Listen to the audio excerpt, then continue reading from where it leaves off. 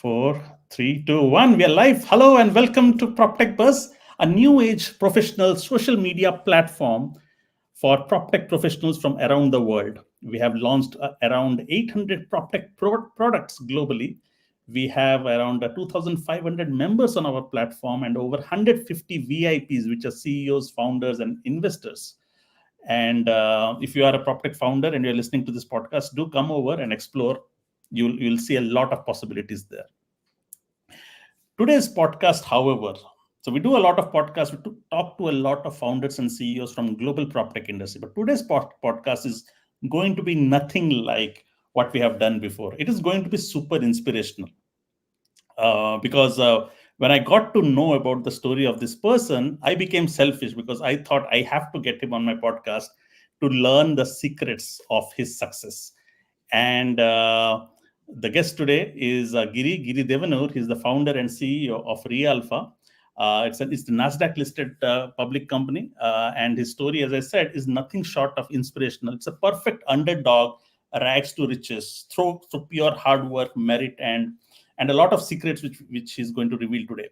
So he's a man of stupendous accomplishments. I'll just read a few of them. I'm sure I'm leaving out a lot, but he has successfully completed 2 Nasdaq IPOs. He's the founder CEO of reAlpha, as I said, which is into AI and real estate for short-term rentals.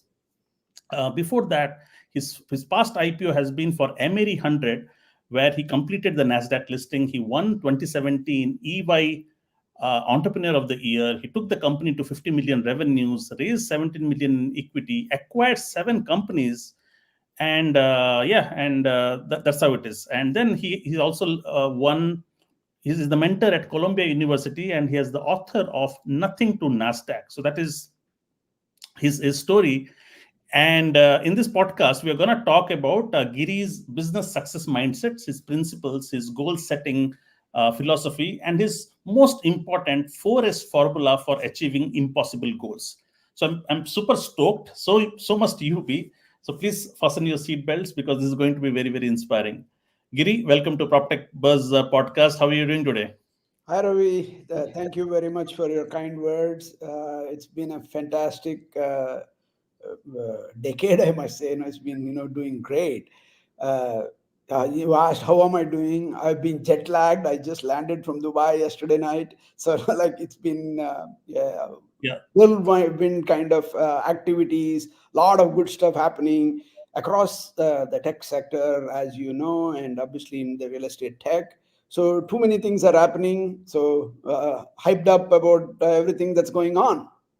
Yeah, I'm super I want to be thankful of your time because you travel. You are you jet setter. You're moving from one place to another, but you have been generous with your time and your attention. And this is not something that I have noticed. There are other founders who also tell me that you're very hands-on and you're very approachable. You're not like the other CEOs who keep themselves aloof.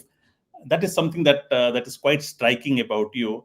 So thanks for being the kind of role model for all of us here. So before we get into the meatier stuff, Giri, what are the aspects of your story that we do not know of? I know it's a rags to riches. Okay, I know. So what we want is to know a little bit about your background. Your where do you come from? Which city or village are you from? And then we come to the present. All right.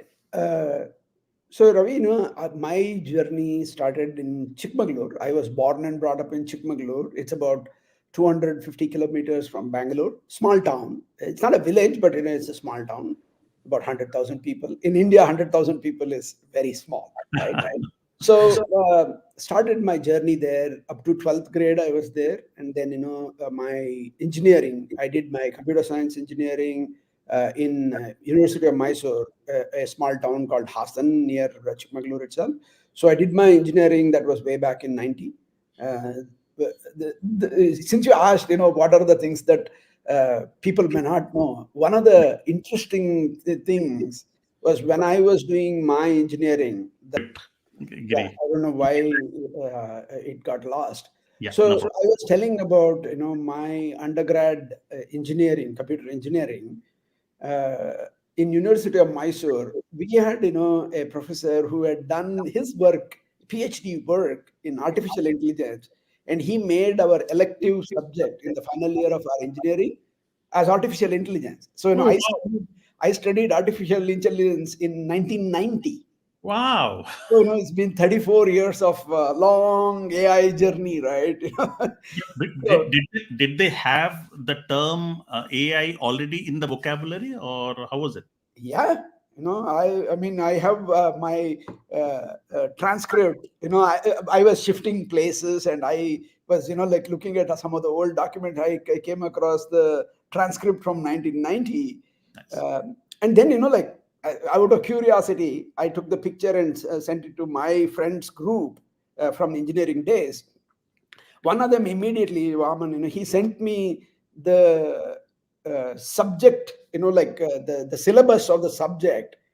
And what shocked me, Ravi, is whatever we had studied, in 1990, the foundational elements of neural networks, etc., is still the same. I mean, Wow. like the foundation of those days and the long, we call it as AI winter that had happened till 2020, 1990 to 2020, there was no activity. There was, like Google's DeepMind, etc., kind of acquisition and so on. But, Yes. it had not become a mainstream term like Got today. got it. Got it. Nice. And then how did you move to Yeah. the U? So, I completed my engineering in 90, and in 91, I came to US. I was Mhm. lucky enough to work for a company called Manhattan Associates, along with the founder there in LA, Los Angeles. I started, and then, like that led to one thing, led to another. And then, I've been an entrepreneur, since 97. This is a Tell me this interesting. story. Tell me this story. You were with your wife outside Nasdaq. Please tell me this story a bit. Yeah, I launched iVega in 97, and in 1998, we were in New York City, and we were standing outside New York. My wife and I were standing outside Nasdaq and taken that picture. So if you can see in the background, you can see that Nasdaq symbol. We were there, and at that time, I was like, I had already been doing financial services programming, etc. I knew what is Nasdaq and how to connect to Nasdaq. We had written some programs to connect to Nasdaq from one of our clients, and then I said, okay, maybe we should do the company listing on Nasdaq. That's how it started in 1998 outside Nasdaq, and 2017 IPO number one, and in 2023 November 1st we did the IPO number two for reAlpha. So that's been the journey. So it's not anybody. It's not. It does not come naturally to just set a just big goal. So were you always a goal setter? Like, was it in your DNA that you would achieve big goals in your life? Yeah, it's been like I realized it very early on that if you don't write down your goals, nothing ever gets done. The Hmm. probability of achieving anything happens starts with actually setting the goal. Got it. I had not realized the details of it. Like I learned a lot of things from going from one goal to another goal and so on and so forth. Right. I mean, you have to start with a written goal. That's what I firmly believe. Got it. Got it. But So there is a technique, Ravi. Like this is what I wanted to share in this. yeah. The term goal setting, right? What I've learned over the number of years is if you call it as goal, most likely you will miss it. Okay. There is a statistics that like the number of people who drop out of gym by March 15th is very high. Everybody sets the goal, I want to do this, etc. January, February happens, come March, like goals get out of the way. But like if you switch the neuro-linguistic part of the subconscious mind and say, I'm making a promise to myself or to somebody else, the probability of you missing that promise is much lower compared to goal. Okay. Good. So Do let you us say you make a promise yeah. to your mother or your brother, wife, whoever it is, right? Right. You make a promise, you tend to hold on to it. Goal, I have seen multiple times when I set a goal, after a few months we kind of ebb it out, right? Right. But like promises we hold dearly to. Right. But promises can be a small promise. But when you make a big promise, like I want to be listed in Nasdaq, that seems like an impossible. Not everybody can go to Nasdaq, right? So it comes with a certain kind of conviction. So where do you bring that conviction before you promise somebody that you want to become a Nasdaq company? For example, in America, when we set that goal / promise, however you want to, term it, we, did look at, like what is the average age for a successful software company to get listed on Nasdaq. We figured out very quickly that it's an 8 to 10 year kind of range. Okay. So I kind of half jokingly, I said, hey, let's beat that record and let's list it in 7 years. And lo and behold, we did it in under 4 years, right? Wow. So, we had already, kind of, so, in reAlpha, it had become already, we knew what the process is, journey is, etc. From the get-go, on a kind of anecdotal thing, I launched reAlpha on November 1st of 2020. Right. And I had set a goal that, within 3 years, we are going to, be Nasdaq listed. And in fact, I had told Mike, our chief financial officer at that time, now is the president. I told him, that, hey, now by 3 years, let's get it done, right? You won't believe it. Exactly on November 1st, 2023, we rang the bell. Exact 3 years, bang. Yeah. So what I'm more interested today is I'm not talking about reAlpha and the business. We'll touch upon that. But here I'm talking about there are so many business owners. I'm talking about mindset, okay? Because this cannot happen with the right mindset. And you have sort of cracked the code, and that's exactly why I'm gonna share your deck, because you have a very inspiring talk on YouTube which says how to manifest anything that you want. Do you want to shed some light on the power of manifestation? Have you always, so these are two big examples. The IPOs are big examples, but have you always manifested all through your childhood and college and stuff like that to achieve your goals? Yeah. I mean, knowingly or unknowingly. At times, it happens unknowingly. I won't say, it has to be always designed like that. But, the true quest happens when you really want it, right? So, the manifest word is about, how do you, like make things happen and how do you realize it, right? That is what that entire 4S model that I put together, that is the beginning of that. Before I go to this 4S model, can you tell me the secret to your drive? Like, what is it that is the fire behind you that gives you this drive? Because not everybody has this drive. This is for the rarest of the top 1-2% have this kind of a drive, right? What is the source of that drive to you? No, I actually, I won't agree with you on that, Ravi. Everybody has drive. Okay. I've not met anybody who is not driven by something. They're driven by something. The question is, what are they truly driven by? So, that probing people don't do it. So, like in one of the slides, in the future slides, I talk about, it's almost like a northeast, west, south kind of, thing. Unless you are very clear about what do you really want, that is where the challenge starts. So it is not the lack of drive or anything. Everybody wants something, right? I have not met anybody who says I don't want anything in life and I'll reach nirvana. I haven't seen the yeah. I got it. I got it. So everybody has ambition, but the drive to achieve something till the end is still, I feel that not everybody has it. But let's go and double tap on your secrets of 4S, right?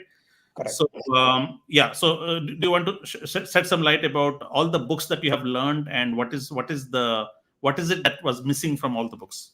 Yeah. So, I read almost one book a week kind of thing. It's been a journey all my life, as long as, I could remember. So when I've read all kinds of motivational books, so everybody tries to, focus on one area of that manifestation, right? Like Atomic Habits, certain elements, Stephen Covey's, highly effective people, those 7 paths and so on. Or Ikigai, Alchemist, etc. Alchemy is the art of making things impossible to happen, right? So I had read, like some talk about goals and effectiveness and purpose and mindset, etc. But there was no cohesive, path to manifestation. And what I had realized was in the last few years, thanks to TikTok and various other forms, people are talking about 20 seconds. How do you manifest? it's not some, like massive, conspiracy / secret. So, there is a process to it. That is what I wanted to derive out of that. Got it. And this process that you have, that you unearthed or you discovered or maybe you devised, it came from your experience, right? Correct. Got it. Okay. So, like this is where, let's go up a little bit. Yeah. So this is where, like you asked, the drive part, right? Yeah. So, like there are 4 primary drivers of human, ambition, right? Either people want money, power, fame, or pleasure. These are the 4 things. The challenge is, if you ask, what is that one thing that you want, which you are willing to give up everything else, that clarity won't be there. It is, the drive is there, but let's say you have the drive, you walk, north 1 hour, and then come back south 1 hour, and then east and west, etc. You are there in the middle only. You haven't gone anywhere. Your energy is dissipated to all directions. Correct. But even if you are very slow, if you are walking in only one direction, you will eventually reach your destination. The problem is that like making it really crystal clear in one's head helps in the journey. Got it. Excellent. Now let's go to your 4S. Yeah. And for Western audience, these words might seem a little difficult to comprehend. So I would really like you. My question to you is: there are lots of audience who might not be well versed with these words. These are Sanskrit words coming from India. So do you want to set the context for this? Yeah. So in the following slides, in each of the specific slide, I go into it. Sankalpa is nothing but intent. What is your true intention, right? That leads to let's go back to that slide. So what is Sankalpa? Sankalpa is intent. What is your true intent, right? And Shraddha is the focus, Sadhana is the execution, and Siddhi is the manifestation. Okay, what do you intend and what do you manifest? And in between are the 2 process steps, Shraddha and Sadhana, which is focus and execution. Got it. Okay. We go and you have a formula that you have derived out of it, right? So, I knew enough about Sankalpa, like from childhood we had heard that word, which is intent. And I also knew about manifestation, which is Siddhi. But I had not understood the framework for how do you manifest anything that you truly want. And then over the last, a couple of years, I've been trying to understand the rules of the game for peak performance, and then, like derived this formula. This is awesome. This is exactly why I wanted you here, because I've never seen somebody break this up in a formula like this. And so, like it is Sankalpa times Shraddha to the power of execution, which is Sadhana, will lead to manifesting what you want. Right. So, let's delve deep into each of these very quickly. Right. What is Sankalpa? Sankalpa is your true innermost, deepest aspiration with the determined intention. Intention is the key word here. What is your true intent? So is it money that you are chasing, or power, fame, or pleasure? For an entrepreneur, Giri, if he has to apply this formula, what would be his Sankalpa? No, it depends, right? Like if somebody is interested in power, that's a different ballgame. The motivation is power. I don't think he's after money. Whereas Elon Musk, it's very clear money, right? For example, like any movie actors, etc., it's always about fame. Got it. And then, pleasure, enough people who are chasing pleasure. Right. But the problem is I've done this to, many, many people. What is your true stuff? They all want all of them. So, like then, you are in the middle, you are going 1 mile north and then coming back and then going 1 mile west and east and south, etc. You are in the middle. It doesn't go anywhere. So I want to apply this for our entrepreneur. Okay. So for our entrepreneur, what would be the Sankalpa for him? The Sankalpa would be to possibly go Nasdaq your way. So, it can be Nasdaq. It can be becoming a Fortune 1 company or Fortune 500 company or whatever, right? So, like unless it is very clearly articulated as an intent, a sankalpa, you go nowhere, right? So one of my friend, long back had taught me one interesting lesson. It is better to walk in the right direction than use a Ferrari in the opposite direction. Got it. Let's say you want to go from New York to Boston. It's better to walk north than use a Ferrari and go south. You will go to Florida very fast, but you don't go to your destination. So it's about understanding what is your true intent. Yeah. So there are two aspects to this: unwavering commitment, that means unbreakable commitment, and your deepest aspiration, clearly writing what do you want, what is your direction, where do you want to go, right? With determined intention. This is really, really good. Okay, good. So this is sankalpa. Then there is shraddha. Yeah. So this is where your concentration comes in. Can you blur out everything? I don't know if you have seen one movie called The Legend of Bagger Vance. It's a golf movie. I highly recommend. There is one scene in that movie, right, wherein he is on the golf club and he's playing the game, and everything gets blurred out except the hole when you are truly committed. And I believe that kind of commitment is necessary to eliminate all other distractions. So your intent and then extreme focused concentration. That is the shraddha part. In Sanskrit, the other term is like tapas, right? You have to do the tapas and years of dedication and concentration. That will lead to the shraddha part of it. Got it. Got it. Do you want to delve deeper on the concentration part of it? Because most of CEOs and founders are very generalist, right? They are pulled into different directions. They're called into podcasts like this one. So are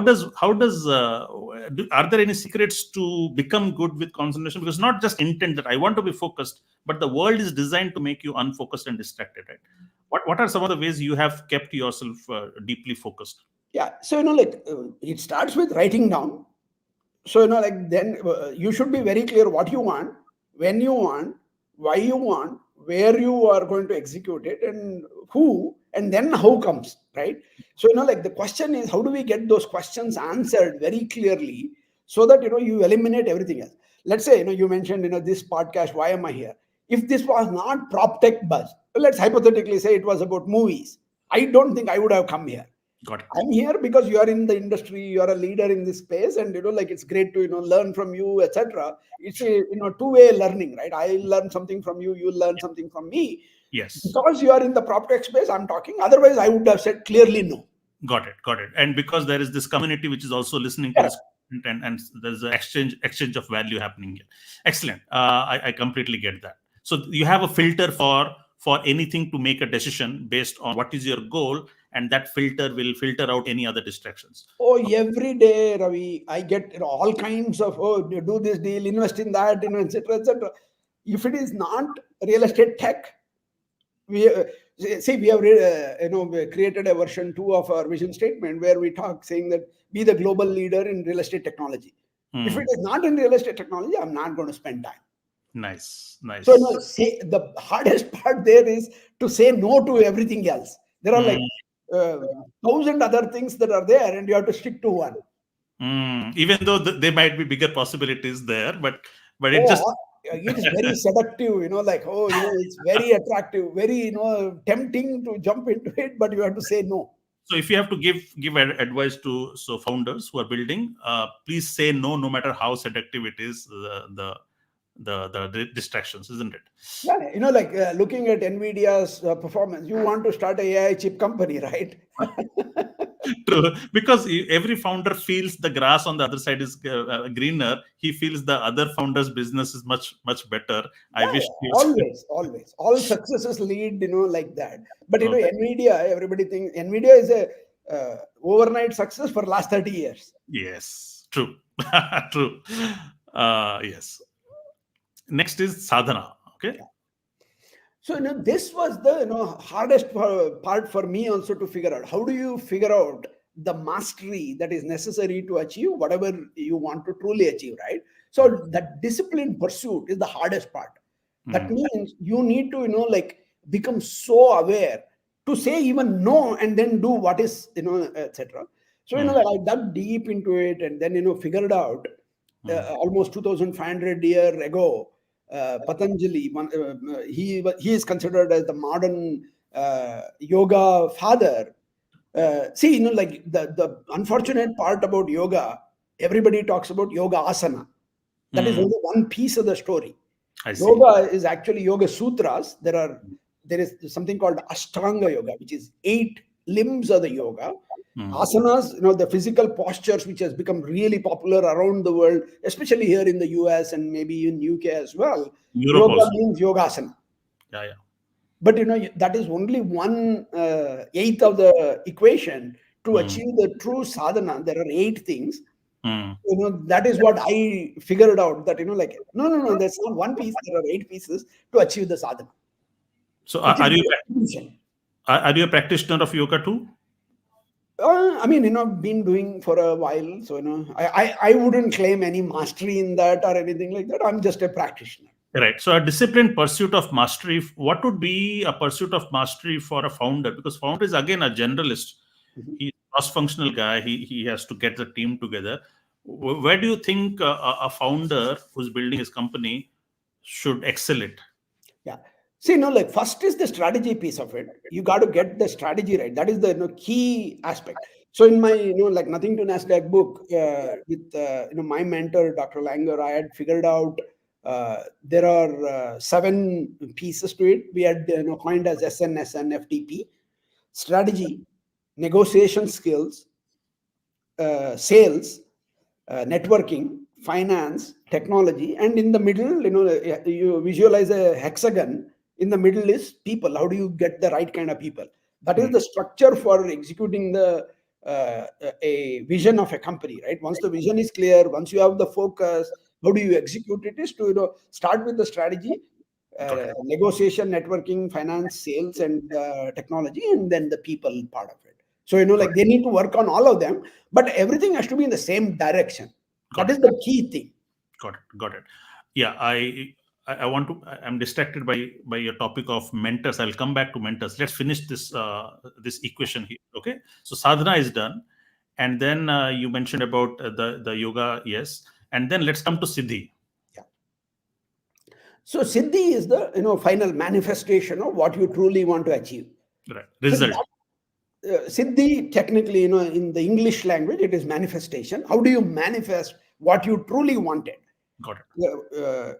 Your intention times concentration to the power of execution. When you do all that, you will arrive at siddhi. That is the personal transformation, of whatever intention that you have. It can be extraordinary, outstanding results, or you have a massive problem that you are solving. How do you come up with an innovative solution? Or personally, at an individual level, how do you become extraordinarily different? Got it. So when you achieved your siddhi first time, did it seem magical? Like, wow, it was just a wild shot. Of course, I worked hard, but wow, I achieved it. Could you just tell us the first time you cracked this equation and how did it feel?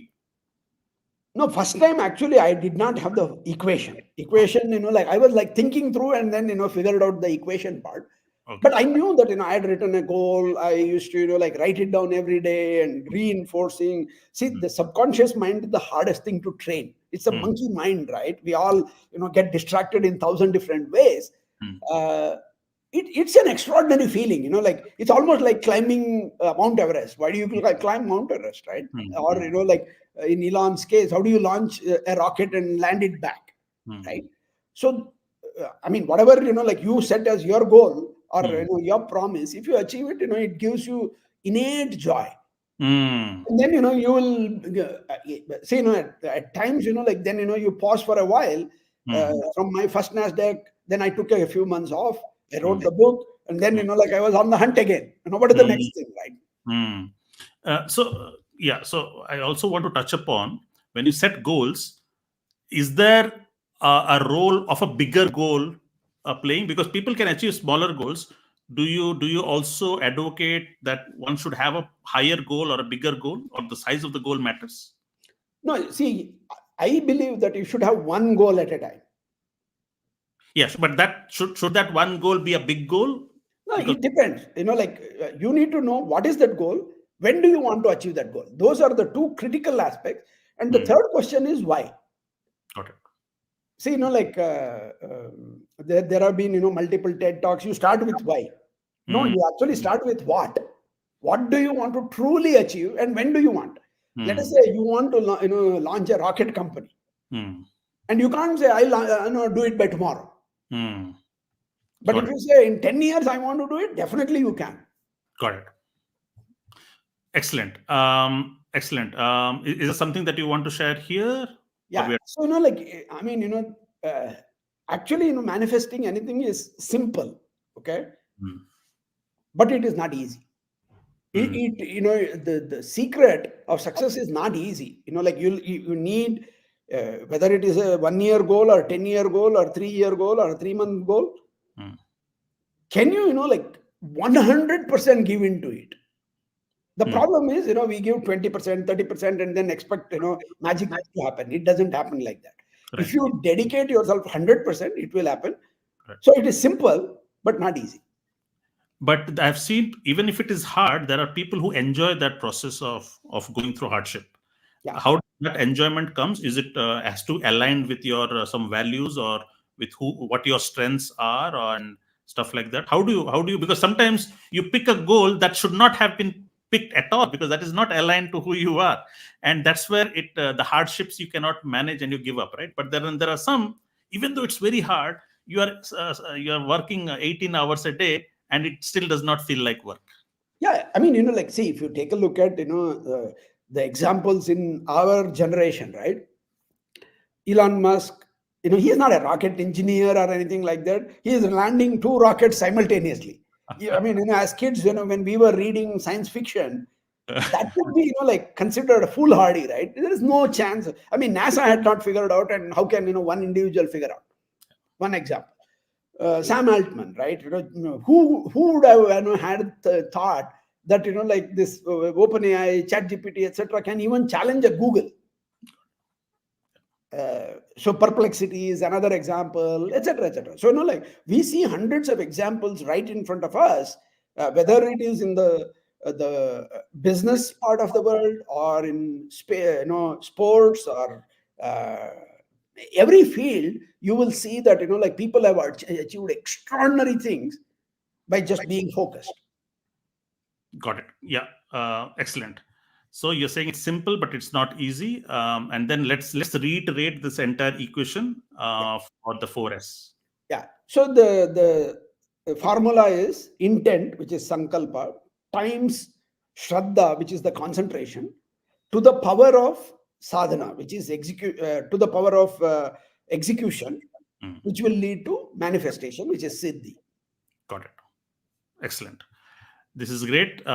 Thank you. And this is exactly what I wanted to talk. And I think people are gonna love this because the way you have codified these rules or laws is going to be really, really valuable.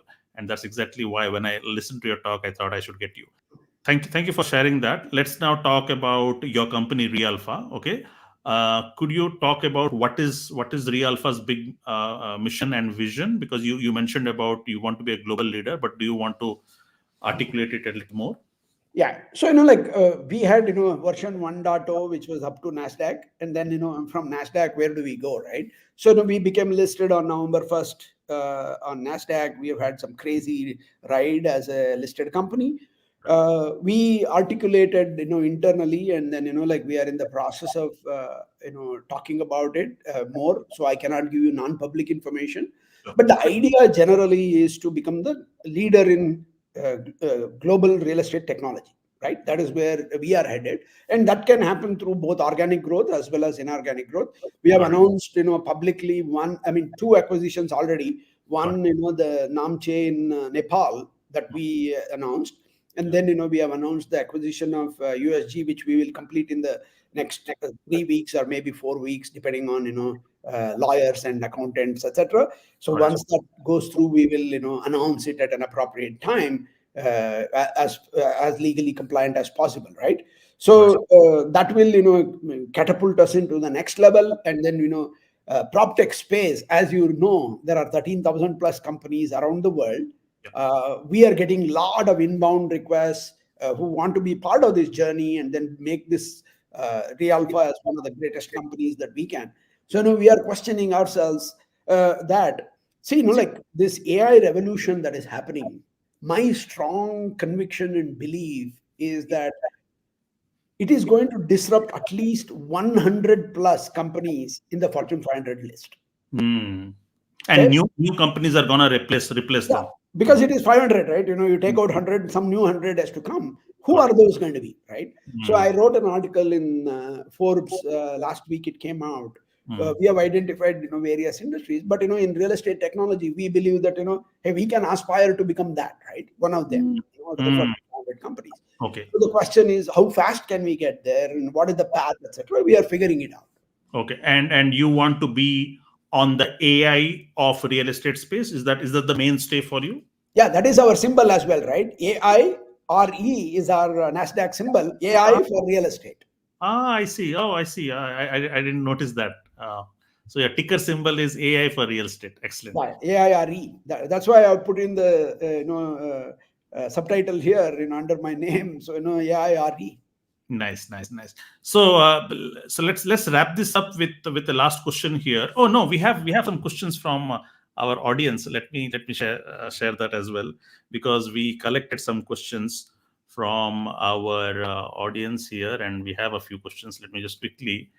We'll go to the VIP room. VIP room is the place where we got one question, and this is coming from Rashmi Mishra, and Rashmi Mishra is the co-founder and CEO of Space AI. She says there was something very interesting you mentioned in your LinkedIn post. Enough of the first principles of thinking, embrace zeroth principle, and that is where the innovation begins. Please elaborate. What does a zeroth principle mean? Could you shed some light there? Yeah. So I was surprised. Like many people asked me that question off LinkedIn, my WhatsApp, etc., after I put it. See, first principles we all know. You go to the foundational level and then assume that okay, you start from there. For example, like you want to start a car company. You say like what is the engine, what is the tires and wheels and stuff like that, right? That becomes the first principles. But let's say you are Einstein and you are coming up with your theory. You can't take Newton's laws and start from there. Right. You need something where nothing exists. For example, when Elon Musk decided to land the rocket on a boat, etc., right? There is no precedence of that. Got it. So like that is the zeroth principle. For example, like when we talked about doing a Nasdaq listing in under 3 years, I had done the 4th year, but 3 year was not there. So every time you say there is no precedence like this, and we want to do it. For example, Sam Altman, right? He has announced that a $7 trillion chip facility. There is no precedence. Nobody has ever tried something like that, and that starts with the zeroth principle.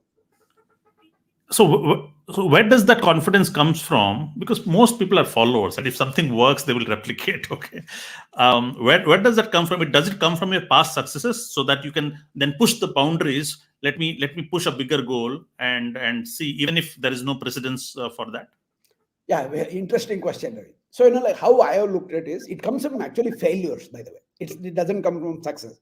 Success makes one arrogant. Failures make you humble, and humility will come in, etc. But like see, regarding where does that mindset come, right? So like you need to say, what is the worst that can happen? Okay, as a human, the worst that can happen is you will die. But if you are dead, how does it matter? Nice one. Right? So like you can give your best and the biggest, and like attempt to achieve your moon shots, as they call it, right? Try that. What is the worst that will happen? You're not going to die. We are not doctors who are doing a heart surgery. You can't take risk of anything like that, right? Except you're doing a heart surgery, you can take any risk. So has that been your personal philosophy also, to to see what is the worst that can happen. Let's go for the moonshot. What is the worst that can happen? Worst case, we'll die, and everybody will eventually die. I don't think I have not met anybody who has not died. But you know what? I think people are not scared of death. They're scared of a reputation of shame associated with failure. Okay. No, Because, but see, especially in the US, right? We have the ultimate example. People who have gone bankrupted and become president of the country as well, right? So what is there to be afraid of? You fail. So what? Got it. Excellent. So this is the zeroth principle, and then there are some other questions. I'll quickly wrap this up. I'm being mindful of your time here. So Adu from Africa says he's the CEO of PropTech Research Club, and he says that building a Nasdaq listed company is no small feat. Building 2 Nasdaq listed companies is exceptional. He says, I'm curious to know.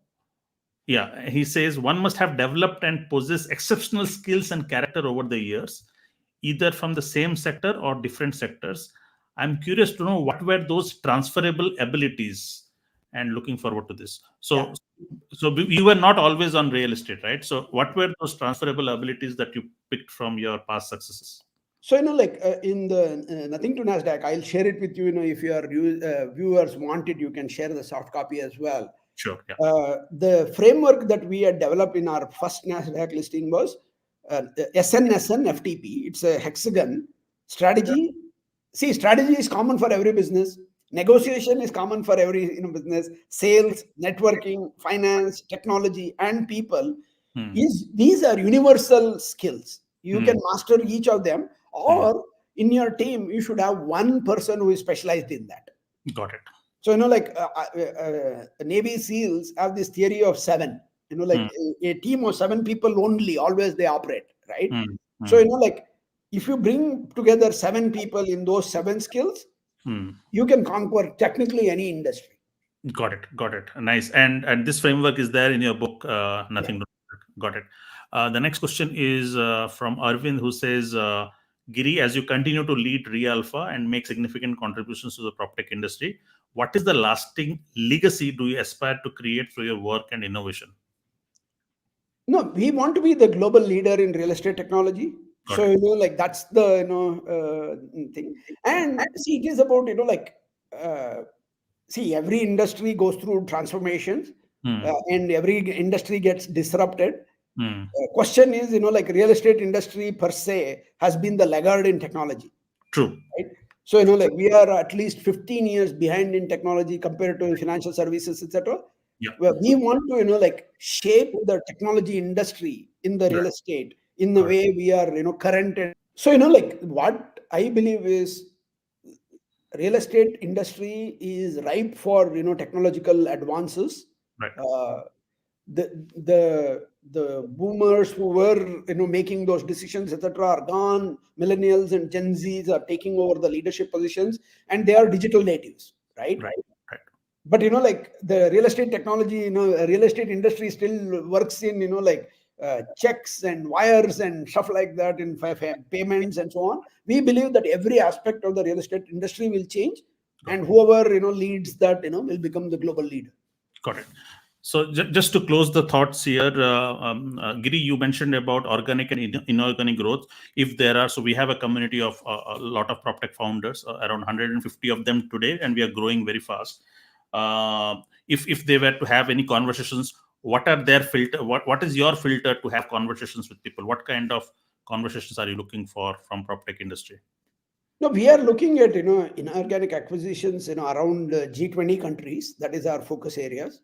Right. So G20 countries, anybody in the real estate tech, we can evaluate and look at it. We have a team which is looking at both US as well as rest of the countries.